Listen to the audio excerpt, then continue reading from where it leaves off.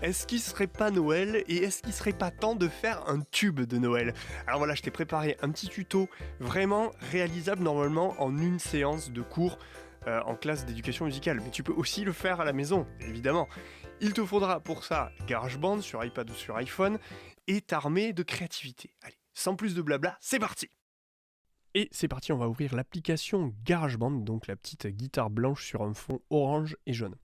Dans GarageBand, on va créer un nouveau morceau si vous arrivez dans cette vue ici.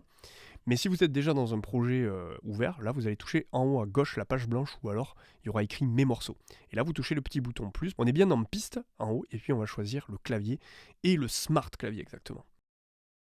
Je vais toucher ma petite roue crantée ici en haut à droite qui va me permettre en fait de modifier les accords. Je vous propose 4 accords, donc un accord de Do majeur et avec une septième majeure, donc pas celui-là, là c'est Do, Maj et puis 7, là c'est Maj, Maj 7, vous voyez.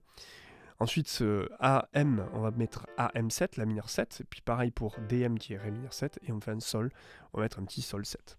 Ensuite si vous voulez là, pour faciliter la vie, on pourrait s'arrêter là, mais pour des raisons esthétiques et visuelles, je vais mettre aucun ici pour justement enlever tous les autres accords. Comme ça, j'aurai que mes 4 accords de présent à l'écran et ça m'évitera d'avoir une surcharge visuelle et ça m'évitera de faire les mauvais accords. Donc voilà un peu comment ça sonne. On va faire cette suite là d'accords, vous voyez, dans l'ordre. J'ai choisi, vous voyez, ces hauteurs. On peut prendre d'autres, hein, comme vous voulez. Et une fois que c'est bon, je vais lancer mon enregistrement. Alors je peux faire plusieurs choses. Là, je vais très très vite, mais du coup, c'est un petit peu compliqué.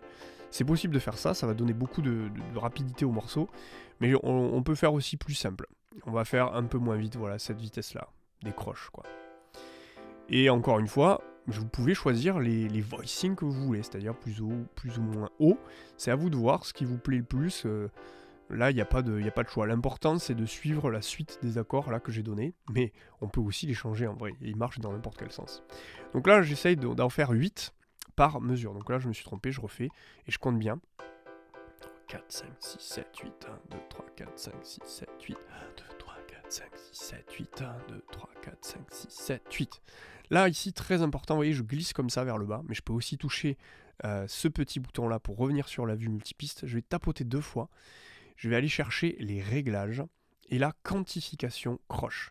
Et ça va me recaler en fait mes coups qui n'étaient pas très bien calés. Et ensuite je vais mettre en boucle pour que ce soit répété.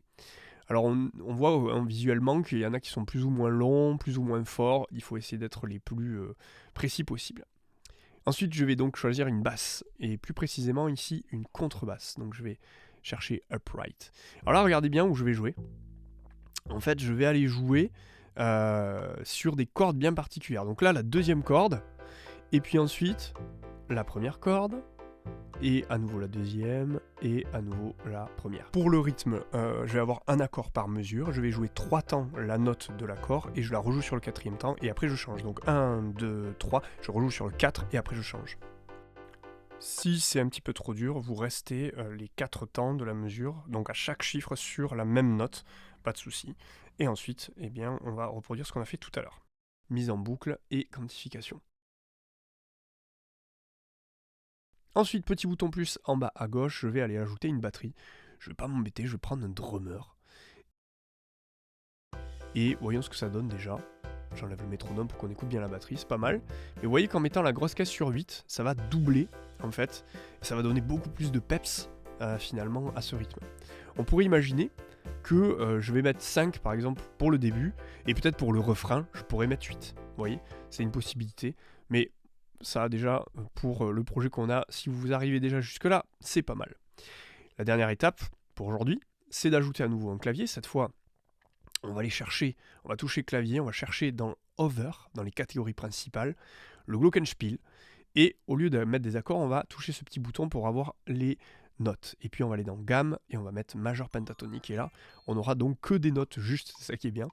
Et on va pouvoir improviser, créer une petite mélodie, qui va être une petite mélodie répétée, espacée, vous voyez, très peu de changements, et qui va raconter un petit peu une histoire en quelque sorte. Voilà, c'est là vraiment que votre part de créativité va s'exprimer le plus. Voilà, alors je disais dernière partie, mais en fait c'est pas le cas. Parce qu'il va toujours falloir nous mettre une petite quantification, alors cette fois double croche, parce que j'ai joué des notes un peu rapides. Et puis, il te manque quand même un élément essentiel pour Noël. On va y venir dans un instant. On va retourner dans l'onglet Pistes, donc l'onglet multipiste. Et ici, on va toucher le petit bouton boucle en haut à droite, vous voyez ici. Et en accédant à la bibliothèque de son, vous allez télécharger la banque Flex and Flow. Bon là, j'ai pas internet, donc ça marche pas. Donc vous téléchargez Flex and Flow, puis dans la recherche, dans la petite loupe ici, vous allez écrire Sly, donc S-L-E-I-G-H. Vous mettez entrée, et là, vous aurez Shimmer Sly Bells, tout simplement. Et vous le prenez comme ça et vous le faites glisser tout en bas. Et donc, il va vous jouer, en fait, un petit son de cloche de Noël. Il faudra ajuster le volume parce que, en fait, elle est forte pour que ça rajoute ce petit son de Noël. Et là, vous avez tout.